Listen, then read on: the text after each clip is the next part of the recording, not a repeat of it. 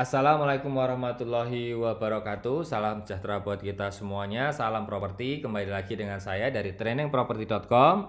Di materi yang sama di video sesi kedua mengenal properti dan strategi dasar bisnis properti.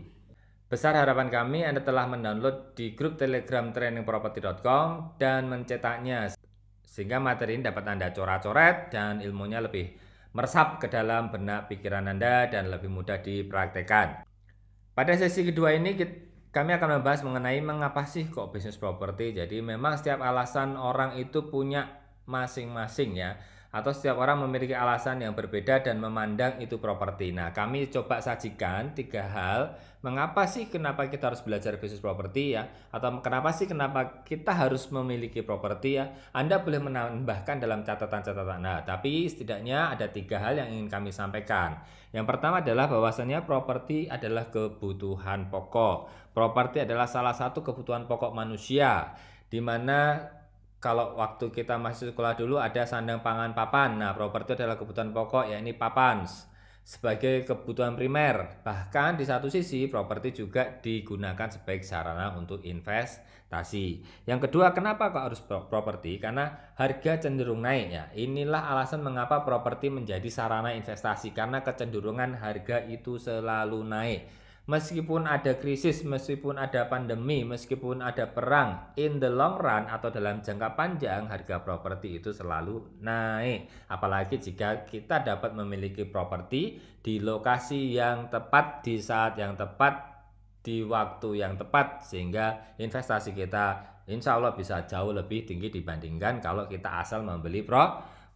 Yang ketiga adalah fungsi lindung nilai atau fungsi hedging. Ini mirip dengan fungsi kalau teman-teman bermain saham, Anda harus melindungi nilai saham, Anda harus membeli saham yang lebih murah atau berpotensi naik, sehingga kalau ada kerugian di satu sisi Anda bisa menutup dari keuntungan di sisi yang lain. Nah, karena harga properti itu cenderung naik terus, makanya kerap sekali properti itu digunakan sebagai sarana lindung nilai. Misalnya ketika ada orang bisnis, daripada nanti bisnisnya ada resiko jatuh, bangkrut dan sebagainya, mereka membeli properti dengan harapan kalau nanti bisnisnya itu bisa ambruk, minimal propertinya bisa menolong atau propertinya bisa menolong kerugian yang disebabkan karena mismanagement atau misbisnis tersebut. Kalau tadi mengapa kita main properti ya, kenapa kita memiliki properti? Kalau yang sekarang adalah mengapa kita berbisnis properti. Sekali lagi, mengapa kita bisnis properti. Nah, setidaknya juga akan kami sampaikan 3 alasan mengapa kami menyarankan bisnis properti. Dan tentu saja Anda boleh menambahkan sendiri. Mau motivasinya seperti apa, Anda silahkan. Setidaknya 3 yang coba kami sampaikan. Yang pertama adalah mendorong lebih dari 100 bisnis lainnya. Jadi bisnis properti itu kami anggap sebagai ibu dari segala bisnis. Karena apa? Karena dia bisa mendorong banyak ratusan industri bisnis lainnya. Gambar berikutnya nanti akan kami pertontonkan. Yang kedua adalah sektorial. Ya, properti adalah sektorial. Sektorial adalah sektor yang lebih mampu menggerakkan perekonomian nasional secara real gitu ya.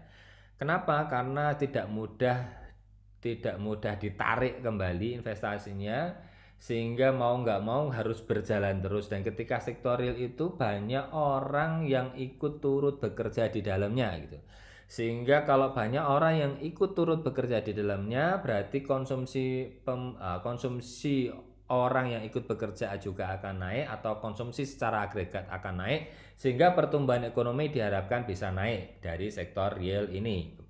Yang ketiga adalah bisa beli rumah dengan modal sedikit. Nah, di banyak alasan menekuni bisnis properti karena ini bisa menghasilkan uang besar. Dengan bisnis ini Anda bisa memiliki properti nyaris nggak pakai modal. Artinya begini, ketika Anda bermain bisnis properti, keuntungannya bisa menjadi besar dan keuntungan itu bisa Anda belikan properti untuk diri Anda sendiri. Kurang lebih logikanya seperti itu. Nah, ini adalah liputan di salah satu media kurang lebih pada tahun 2009 ya. Industri real estate itu ada 104 usaha terkait. Beberapa tulisan yang lain menyatakan 110, bahkan menuliskan sampai 120 industri terkait. Whatever yang menurut kami adalah industri properti atau industri real estate adalah ibu dari segala bisnis, di mana dia bisa menggerakkan begitu banyak industri yang lainnya sehingga sektor perekonomian bisa tumbuh dan pertumbuhan ekonomi Indonesia bisa menjadi lebih bagus lagi selama membangun properti. Nah, ini adalah satu slide ke-7 di mana Anda boleh tuliskan motivasi Anda untuk berbisnis properti pada halaman ini di sebelah sisi kanan. Tulis sebanyak-banyaknya, tulis sebagus-bagusnya ya.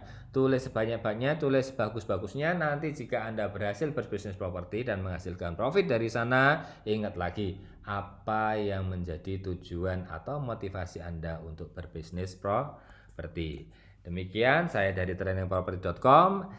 Setelah ini ada sesi yang ketiga. Sampai jumpa di sesi yang ketiga. Assalamualaikum warahmatullahi wabarakatuh. Salam properti.